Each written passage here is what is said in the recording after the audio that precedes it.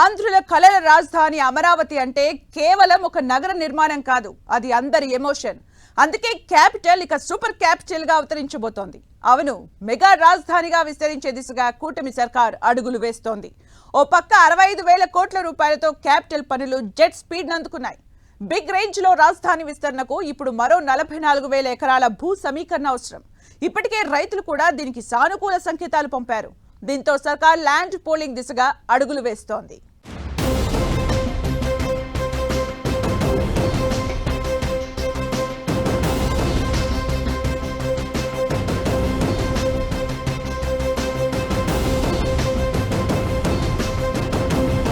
అమరావతిని super capital గా నిర్మించే ప్లాన్.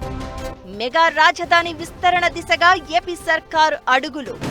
బిగ్ క్యాపిటల్ కోసం మరో 44,000 ఎకరాలు అవసరం. భారీ స్థాయిలో భూ సమీకరణకు సర్కార్ కసరత్తు. ఇప్పటికే రైతులతో అధికారుల సంప్రదింపులు. రాజధాని అంటే రాష్ట్ర ప్రజల dream capital, peoples capital, super capital. అలా ఉండాలనే క్లియర్ కట్ విజన్ తో ముందుకెళ్తోంది ఏపీలో కూటమి సర్కార్. ఇప్పటికే 65,000 కోట్ల రూపాయల అమరావతి రాజధాని నిర్మాణ పనులకు ప్రణాళికలు రచించింది. ప్రధాని మోదీని ఆహ్వానించి ఏపీ క్యాపిటల్ నిర్మాణ పనుల్ని ప్రారంభించే ఏర్పాట్లు ఒక పక్క చకచక జరిగిపోతున్నాయి. అదే సమయంలో మెగా అమరావతి నిర్మాణం, అద్భుతమైన విస్తరణ దిశగా ఏపీ సర్కార్ అడుగులు వేస్తోంది. సిఆర్డీఏ మరో 44,000 ఎకరాల వరకు భూమిని ల్యాండ్ పూలింగ్ ద్వారా తీసుకునే యోచనలో ఉంది. ఇప్పటికే అధికారులు రైతులతో చర్చలు జరుపుతున్నారు. ఇది క్లియర్ అయితే అమరావతి సూపర్ క్యాపిటల్ గా నిర్మించడం ఖాయమని అంటున్నారు.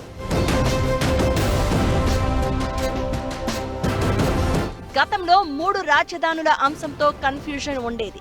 ఇప్పుడు కూటమి సర్కారు వచ్చాక అమరావతి ఏపీకి వన్ అండ్ ఓన్లీ క్యాపిటల్ అని తేల్చేసింది. అంతే వేగంగా పనులకు పచ్చ జెండా ఊపింది. దీంతో ఇప్పటికే కొన్ని పెండింగ్ పనులు పూర్తయ్యే దశకొచ్చాయి. 3 ఏళ్లలో రాజధాని నిర్మాణం పనులు పూర్తి చేయాలని ప్రభుత్వం టార్గెట్ పెట్టుకుంది. 92 ప్రాజెక్టులను గుర్తించి 65,000 కోట్ల అంచనా వ్యయంతో పనులకు శ్రీకారం చుట్టారు. ఇంకా కొన్ని కీలక ప్రాజెక్టులు చేపట్టాల్సి ఉంది.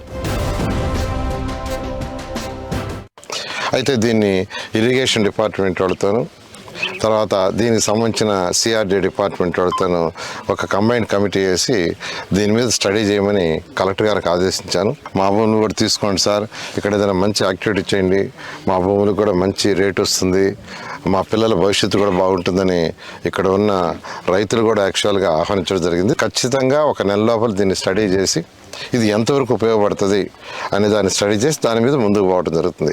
ఆ స్టడీ చేసిన తర్వాత ముఖ్యమంత్రి గారికి వివరిస్తాము. వారు ఇచ్చే డైరెక్షన్ ప్రకారం ముందుకు పోయి ఏం చేయాలో చేయడం జరుగుతుంది. అమరావతి రైల్వే లైన్, అంతర్జాతీయ స్టేడియం, మెట్రో రైల్, ఇలా చెప్పుకుంటూ పోతే చాలా ప్రాజెక్టులకు భూములు కావాలి.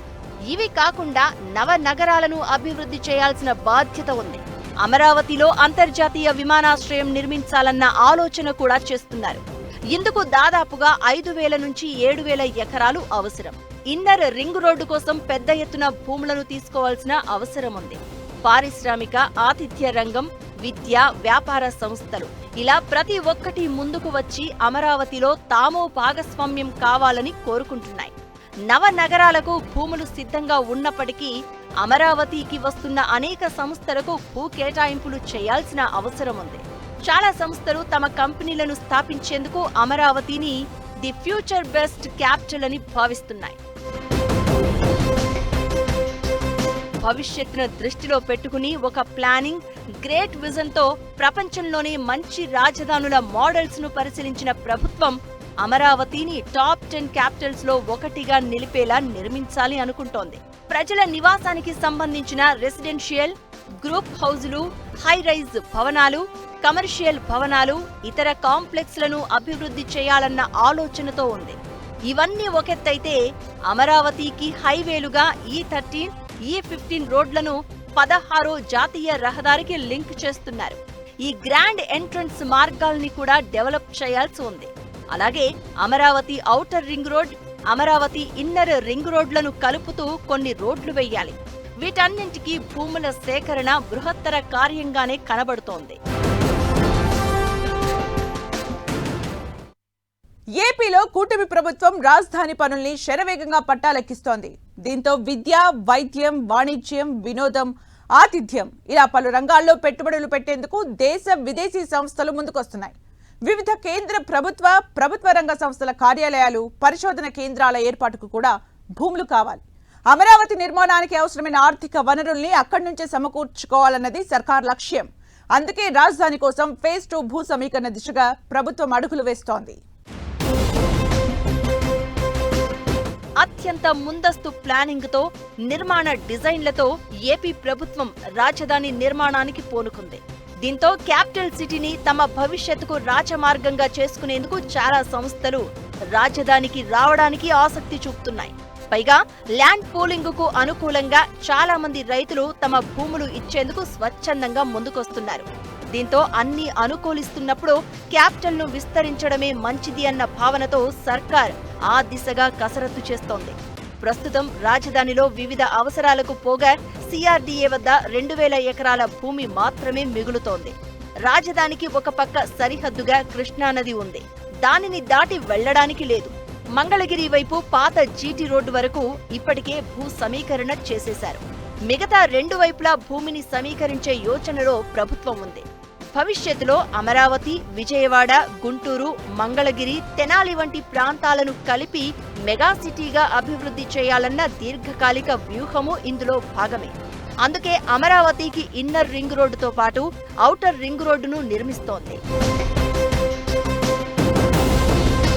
ప్రభుత్వ పరిపాలనా భవనాలతోనే క్యాపిటల్ అభివృద్ధి సాధ్యం కాదు. స్థానికంగా ఆర్థిక వ్యవస్థ మెరుగుపడాలి అంటే దానికి అవసరమైన ప్రాజెక్టులను రూపొందించాలి. ఉద్యోగ, ఉపాధి, పారిశ్రామిక, ఇతర రంగాల్లో అవకాశాలు మెరుగుపడాలి. ఇదే అంశంపై ప్రపంచ బ్యాంక్ ఏపీ ప్రభుత్వానికి కొన్ని సూచనలు చేసింది. రాజధానికి రుణాలు సమకూర్చుతున్న సంస్థలకు కూడా ప్రయోజనకరంగా ఉండేలా నూతన ఆర్థిక ప్రాజెక్టులను చేపట్టాల్సి ఉంది. వీటన్నింటికీ ప్రస్తుతం అమరావతిలో సరిపడా భూములు అందుబాటులో లేవు.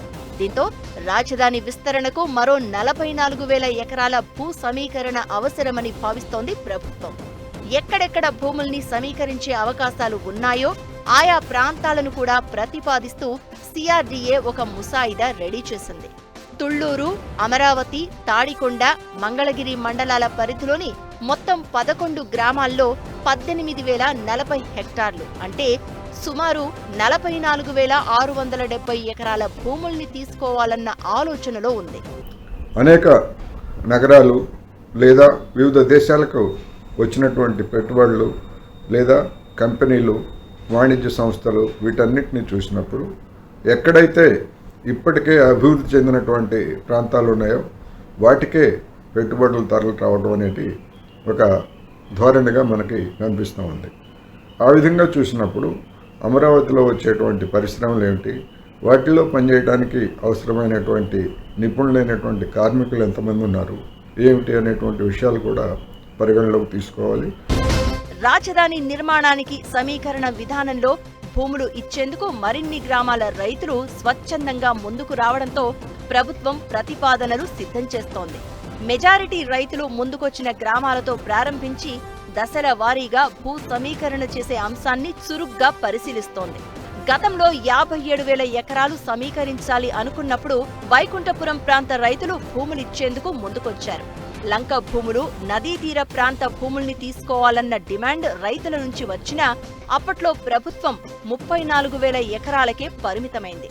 ఇప్పుడు అమరావతి పునర్నిర్మాణానికి కేంద్ర ప్రభుత్వం గ్యారంటీతో ప్రపంచ బ్యాంక్, ఆసియా అభివృద్ధి బ్యాంక్, కేంద్ర ప్రభుత్వ సంస్థ హడ్కో వంటి రుణ సంస్థలు అప్పులిస్తున్నాయి, రుణాలు సమకూర్చుతున్నాయి. ఇతర ప్రైవేట్ ఆర్థిక సంస్థలు, బ్యాంకుల నుంచి కూడా నిధులు తీసుకోవడానికి సిఆర్డీఏ సిద్ధమవుతోంది. కాబట్టి రాజధాని నిర్మాణంతో ఆర్థికాభివృద్ధి మెరుగుపడేలా క్యాపిటల్ ను ఇంకా విస్తరించే ఆలోచన చేస్తోంది కూటమి సర్కార్.